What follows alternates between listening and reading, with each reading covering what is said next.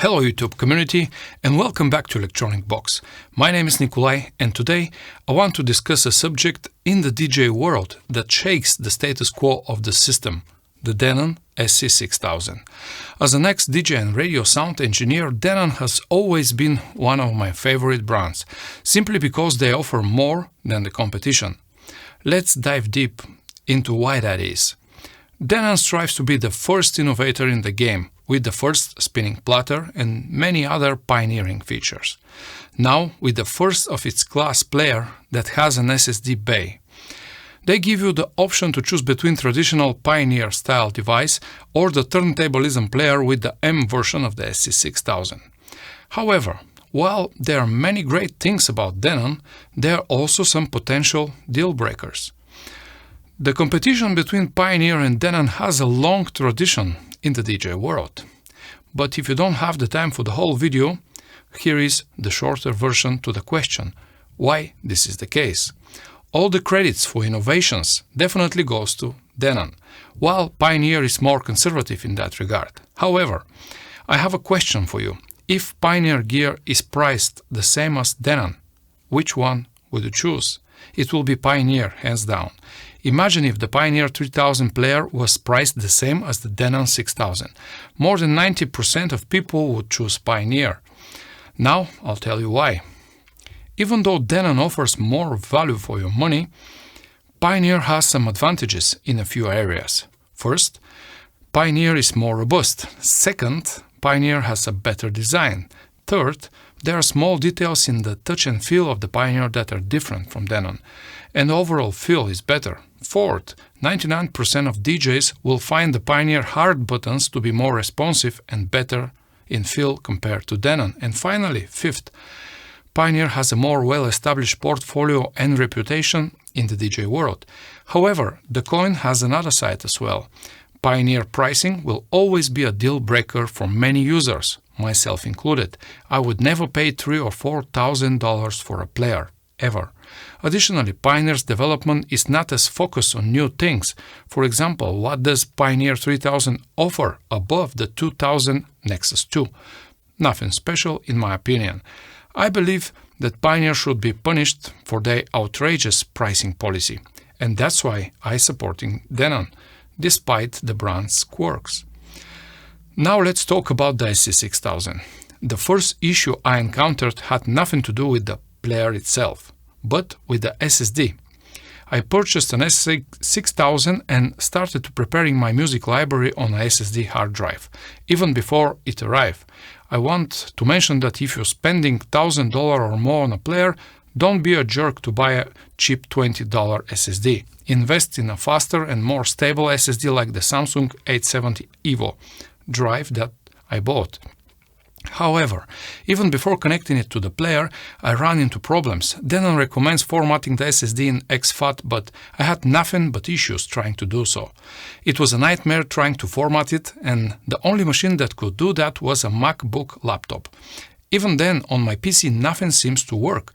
The drive simply refused to accept any music from the Denon engine software.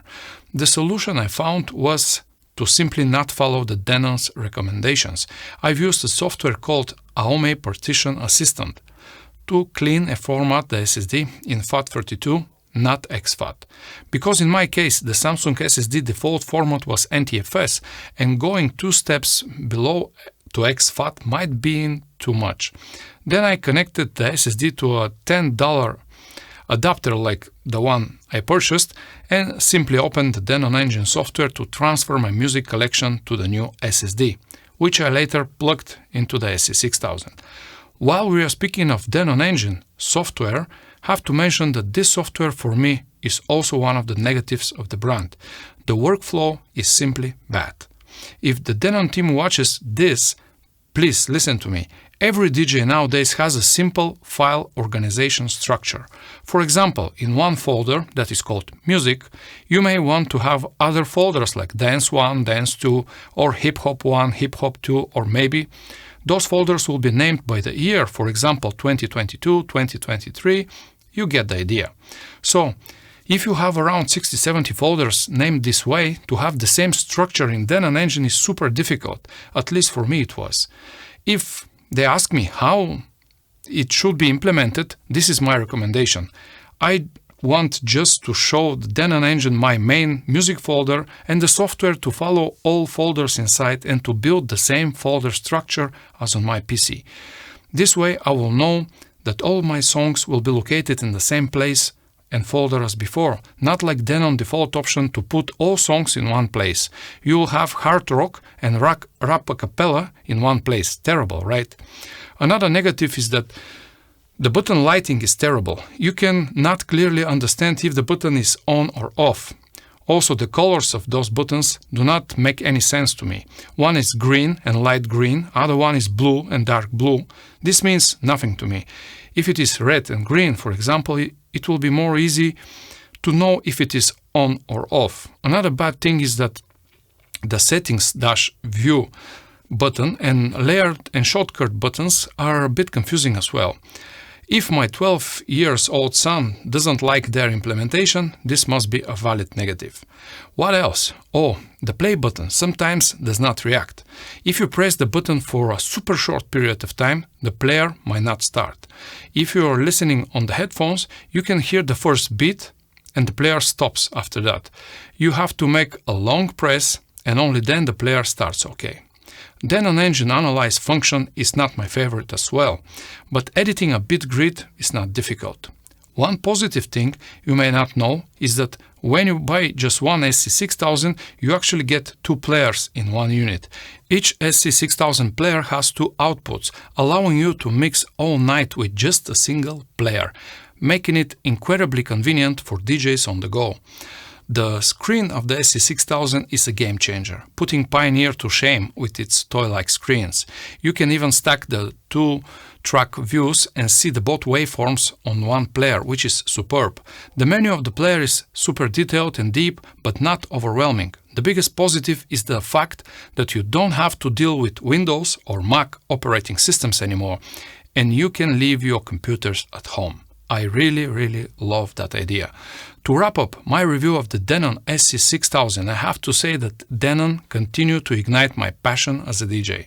The brand consistently delivers quality and innovation, although there is room for improvement. If Denon ever invites me to join their beta testers and market research team, I would gladly offer feedback and ideas. As someone who is skilled at identifying issues with gear, I can provide valuable insights. If you are a producer and looking for feedback on your products, just send me a car, bike or any other gear and I will thoroughly test it and provide you with the feedback on any drawbacks over a few weeks.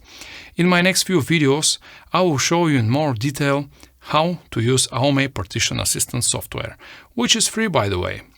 And in another shortcoming video, I will try my best to show you how to use Denon engine. This is the Denon's proprietary software for library and file preparation, which, as I mentioned already, has some drawbacks. We will discuss them soon. To contact me and my team, head over to www.bulgariansound.com, where you can find Bulgarian, Greek, Romanian, and other voiceover artists for your next project.